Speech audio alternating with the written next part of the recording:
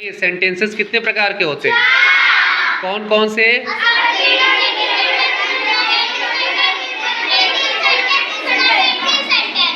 Assertive या declarative sentences, interrogative sentences, imperative sentences और exclamatory sentences. और हम लोग क्या पढ़ रहे हैं?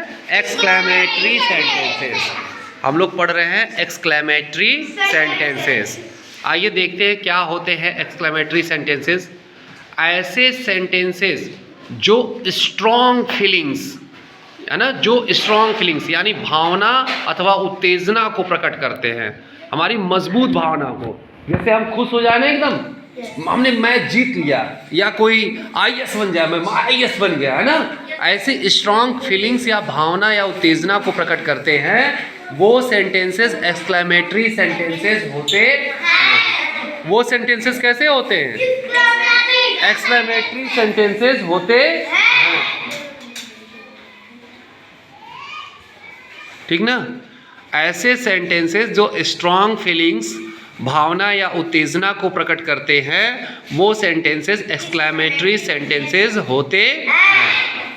अब वो भावना या उत्तेजना में केवल खुशी नहीं होगी, उसमें दुख भी हो सकता है, उसमें खुशी भी हो सकती है, उसमें डर भी हो सकता है, ठीक है।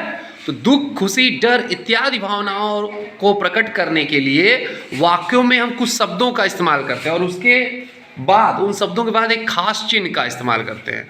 तो यहाँ क्या लिखा हुआ है? दुख, खुशी, डर आदि को प्रकट करने के लिए वाक्यों में, जैसे अलास, और ये अलास के बाद ये जो चिन्ह का यूज हुआ है, इसे हम कहते हैं एक्सक्लेमेटरी सिंबल कहते हैं ना। ये विस्मयादि बोधक चिन्ह है, अलास, ठीक है। ओह, क्या है ये? ओह, आह। उसके बाद फिर एक्सक्लेमेशन का चिन्ह है ब्रेवो। उसके बाद जो एक्सक्लेमेशन का चिन्ह है हुर्रे। हुर्रे के बाद एक्सक्लेमेशन का चिन्ह है हा।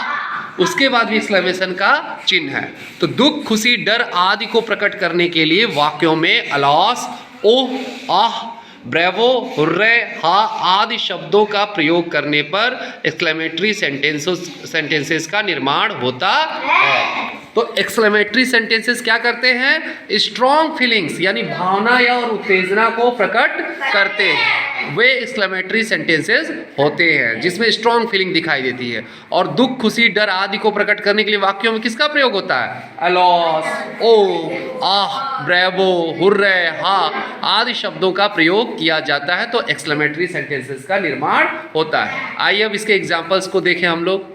तो आइए एक्सक्लेमेटरी सेंटेंसेस के एग्जाम्पल्स को देखते हैं। जैसे पहला ये एग्जाम्पल है wow, wow such a beautiful garden. क्या लिखा हुआ है?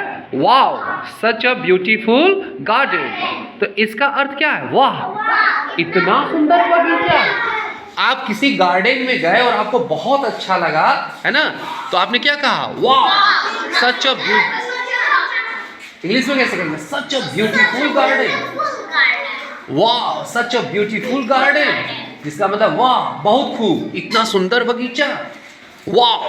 तो ये वाव के बाद जो एक्सक्लेमेशन का चिन्ह लगा हुआ है, ये सिंबल लगा हुआ है, इससे स्पष्ट हो रहा है कि एक्सक्लेमेटरी सेंटेंस है। वाह सच अ ब्यूटीफुल गार्डन, वाह इतना सुंदर बगीचा। नेक्स्ट एग्जांपल है bravo we have won the match.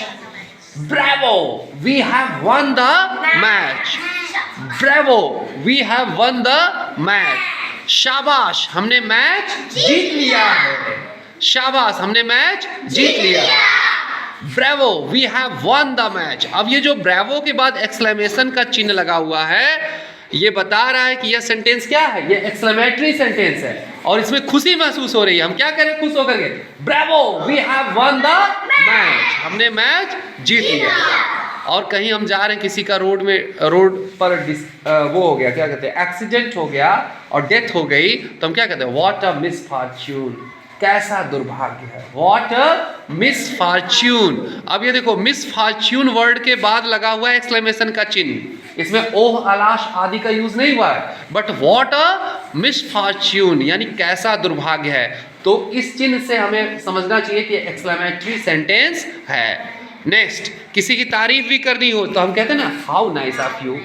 कोई आपकी हेल्प करता है, आपको प्यास लगी है, कोई पानी पिला दे तो आप, या आपकी कोई मदद कर दे, कोई आपकी जरूरत हो तो आप क्या कहते हैं? How nice of you. आप कितने अच्छे क्या कहते हो आप कि आप कितने अच्छे हो।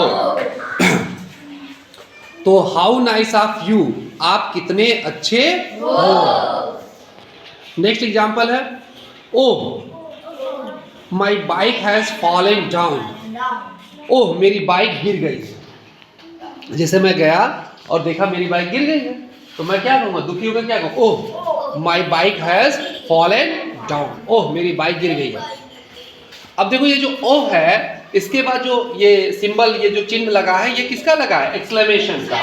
तो इससे ये पता चला ये एक्सक्लेमेटरी सेंटेंस है। श्रेय समझ में आ रहा है।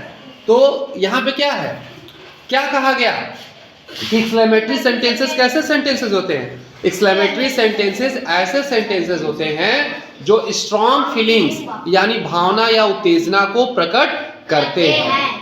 और इसमें क्या होता है, दुख, खुशी, डर आदि को प्रकट करने के लिए ऐसे वाक्यों में अलॉस, ओह, आह, ब्रेवो, हुर्रे, हा ऐसे शब्दों का जो है प्रयोग करते हैं। जैसे हमारे सामने एग्जाम्पल थे, wow such a beautiful garden, बहुत खूब, कितना सुंदर बगीचा है, ठीक है ना, वाह इतना सुंदर बगीचा, wow such a beautiful garden, such a beautiful garden, wow. तो वाओ के बाद जो एक्सक्लेमेशन का ये सिंबल लगा, ये बता रहा है कि ये सेंटेंस एक्सक्लेमेटरी सेंटेंस है। मैच खेल रहे थे और हमारी टीम जीत गई तो हम क्या कहेंगे, bravo, we have won the match, शाबाश हमने मैच जीत लिया, bravo we have won the match, हमने मैच जीत लिया है। और कहीं एक्सीडेंट हो गया, डेथ हो गई, हम क्या कहेंगे, व्हाट अ मिसफॉर्च्यून, या फेल हो गए एग्जाम में, कहेंगे व्हाट अ मिसफॉर्च्यून, कैसा दुर्भाग्य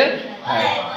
और कभी हम संकट में हो, मुसीबत में हो और कोई हमारी मदद कर दे, हम खुश हो क्या कहते हैं, how nice of you, how nice of you, क्या कहते हैं, हाउ नाइस ऑफ यू, आप कितने अच्छे हो। अब मैं क्लास से बाहर गया तब तक देखा मेरी बाइक गिरी हुई है, तुम क्या कहें, oh my bike has fallen down, oh मेरी बाइक गिर गई है। ये जो ओह के बाद एक्सक्लेमेशन का ये सिंबल लगा, ये बता रहा है कि ये सेंटेंस कैसा सेंटेंस है, एक्सक्लेमेटरी सेंटेंस है। तो आज स्पष्ट हो गया ना आप सबको।